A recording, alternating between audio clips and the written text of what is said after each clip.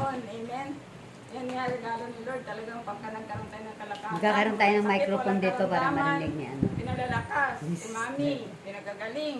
Yan ang tunay nga na hindi masukat ang papasalamat na biyaya ni Lord. Amen.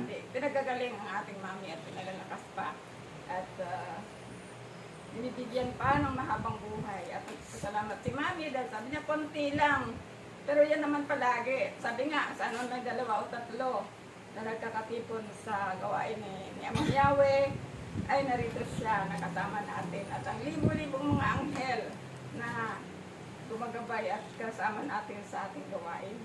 Amen. Amen. So, talagang abot-abot din ang pasalamat ni Mami. Sa Amen. tuwing Miyerkules, sabi niya nga, binibilang niya tayo kahit na kunti lang tayo. Pero, ano pa rin tayo. Tuloy-tuloy ang gawain ni Lord. Sabi ni brother, kahit konti nga lang, basta puspos. Amen. Di ba, brother? Kanin natin yung puno nga ito eh. Nag-aaway naman. Amen. So, purihin natin Panginoon. Praise Yahweh! Amen. At ang susunod ng papasalamat, Ang kanyang iba, unusan. ang Okay. ating Ginoong Yan. brother po po. Amen. Wow. Purihin natin word ng Panginoon. Tagal ko na